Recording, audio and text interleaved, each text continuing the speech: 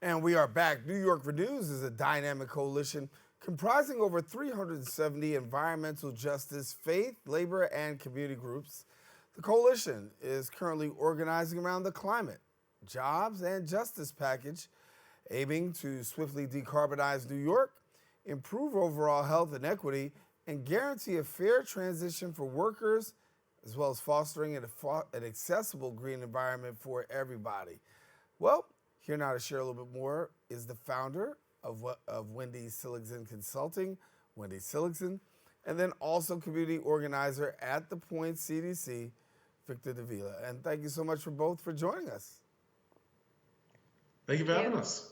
Thanks. I'll go ladies first with Wendy. And obviously, the opportunity to come together, and so many organizations are really coming together with really one goal in mind. That's right. And, our goal is to, make it continue to be a livable planet for all of us and to do it and get there in a very just way that makes sure that those who really have suffered the worst to now really are at the front of the line as we decarbonize the climate. Happy to share more about myself if you'd like that. Yeah, I'll do that in just a second. I'm bring Victor in, talk to him a little bit too, and obviously for you down there at the Point, CDC, and you're very familiar because the South Bronx has been a talking point for a long period of time when it comes to the environment and the health. Talk to me about your affiliation. Yeah, I'm from the Bronx. Like that's enough affiliation for most people, honestly, here. Like growing up in the Bronx is a very shared experience of what pollution looks like in this community.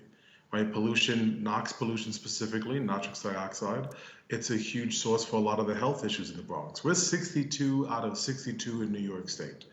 Right? The South Bronx has the worst asthma rates in the United States, and we have some of the highest rates of cognitive development issues because of those same pollutants.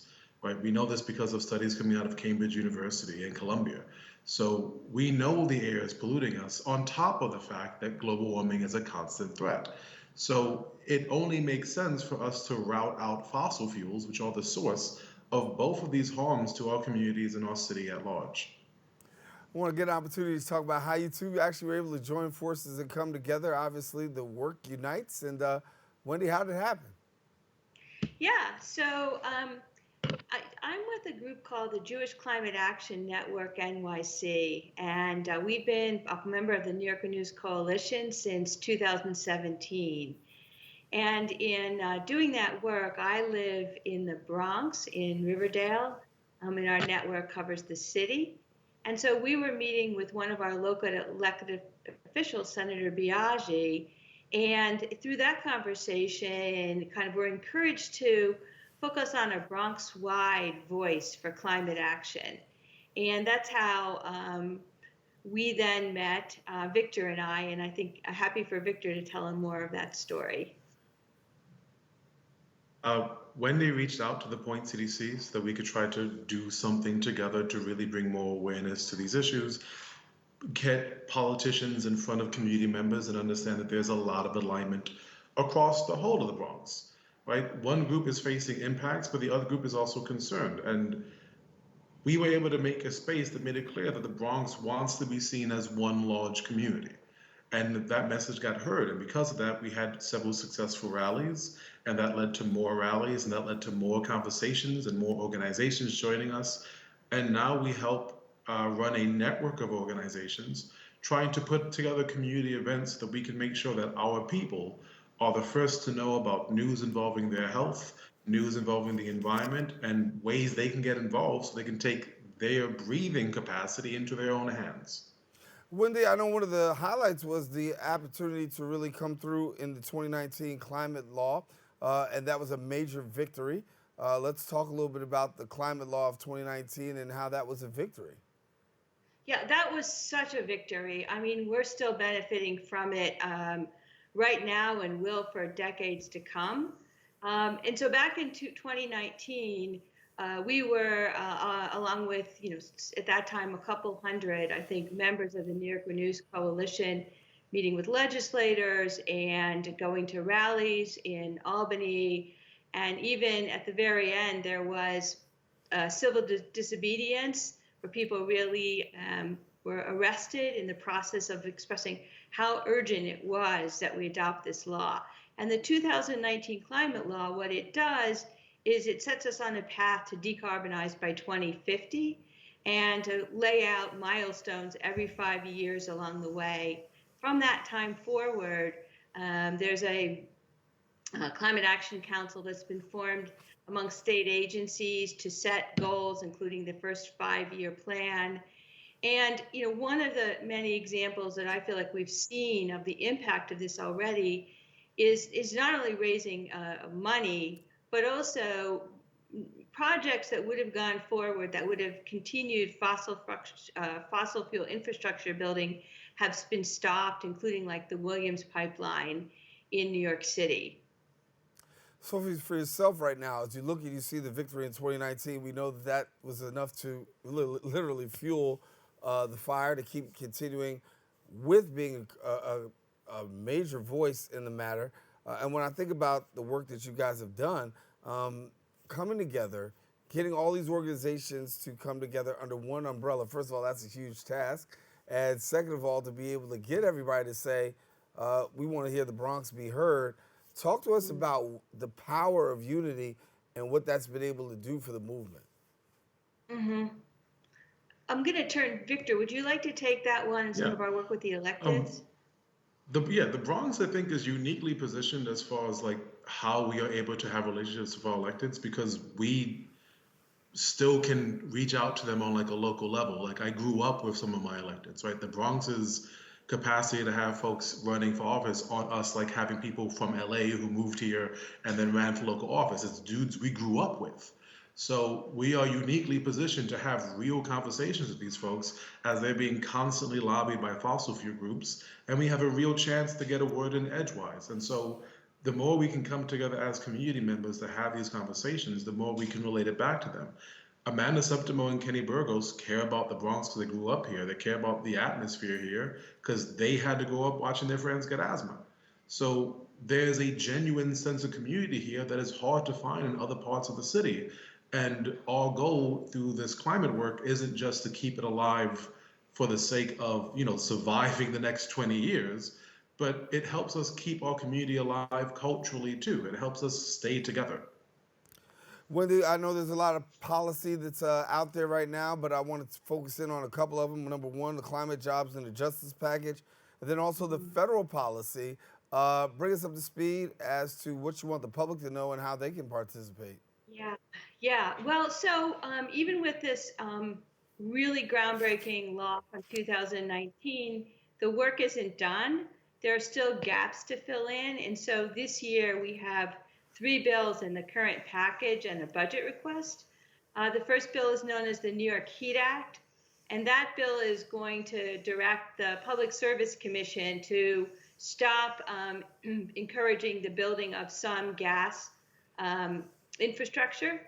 So the work isn't done there. There's also the Climate Change Superfund Act, which would raise $3 billion a year, which is a large amount of money for climate resilience, to improve public health, to improve our grid, to make lots of important improvements, including to protect against what will be some of the impact of climate change with surging water. And the third is the Just Energy Transition Act, which, among other things, would mandate that we move to close peaker plants in time.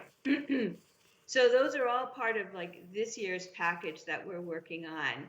And I just want to add to what Victor was saying about, as we've met with the local assembly member and senators, we don't have to tell them how important this work is. Our Bronx elected officials really understand how important this work is, that this is vital to the Bronx and the community.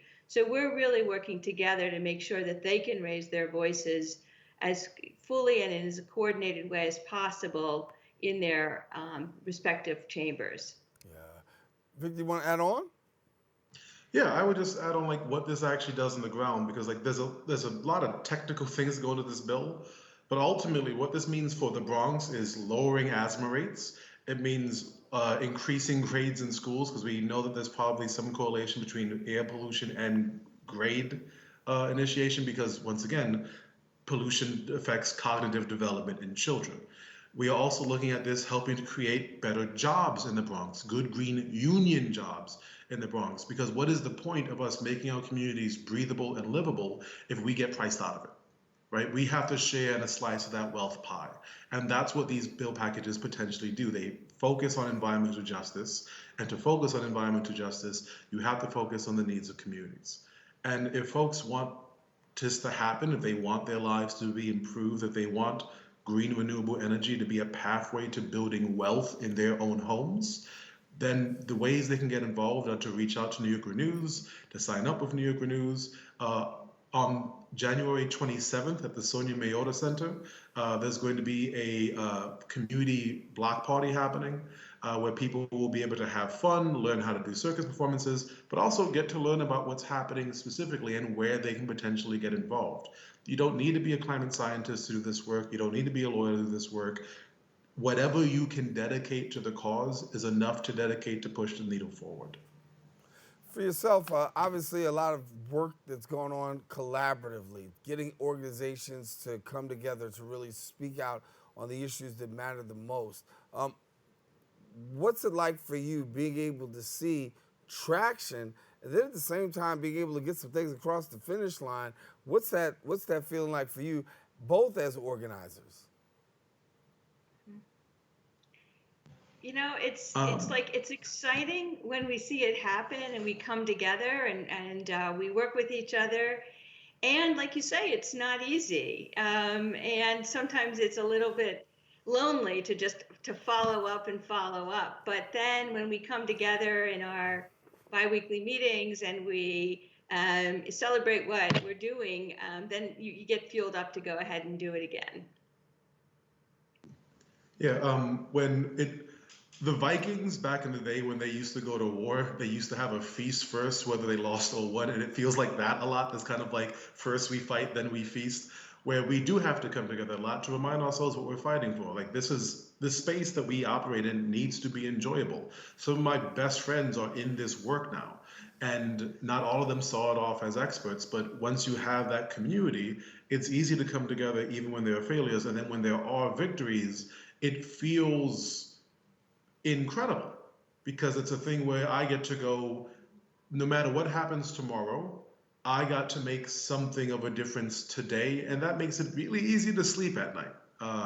So it's good to do good work, and it's rewarding to see things actually come to fruition, but then you got to get right back at it again. Yeah. I want to, before we get a chance to wrap up, I want to have an opportunity to talk about the public because they play an important part in the work that you're doing, right? You're dealing with electeds, but also you're bringing civic awareness and community engagement. For the public to support, find out more information, what do they do? Well, I think like Victor said, one thing that the public can do is sign up at the New York Renews website, which is nyrenews.org, and begin to get updates as to what's happening at the state level. You know, any way in is good, and that's one way in. Another thing that people can do is find someone that they can talk with about the climate. It's really one of the most effective ways to make change is to talk about the climate. It's actually a kind of, it's become a part of the work is to reach out and talk to other people about the climate. And the final thing is to join a group. And it could be, something like New York Renews, but it could be a local organization like the Point or the Jewish Climate Action Network or another organization so that you're with like-minded people and you can work with each other. Yeah. Victor, I think we started off the segment talking about being at the Point and being down in the South Bronx and how really this work has tremendously impacted the community and the residents of the area. As you look right now, can you begin to give us an assessment as to, have you seen progress in the area of, the environment and the whole area out there? Because being 62 out of 62, we want to climb up that ladder. I've seen the beginnings of that foundation, right? Ultimately, fossil fuel, it's the enemy, right? Whether it's gas, hydrogen, doesn't matter. It's going to have an impact on our communities. Right now in Hunts Point, we have the largest food depot in the world. It's the largest food market in the United States, second largest in the world. And trucks come in and out of that space every day. It's 22,000 trucks every day coming out of Hunts Point, emitting diesel fuel into the local community. And for the first time ever, they're going to get an electric truck depot. And the Point has been working hand in hand with different groups to build this out so that there's infrastructure to start having trucks that are electrified that won't be emitting these things.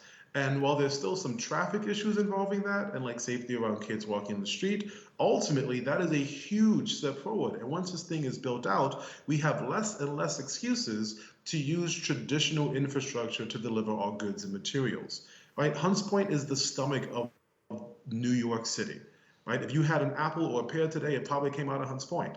And how that food gets delivered to you matters because it impacts lives along the way. So I have seen the beginning of this infrastructure finally start to get built out, and it's incredibly exciting to see.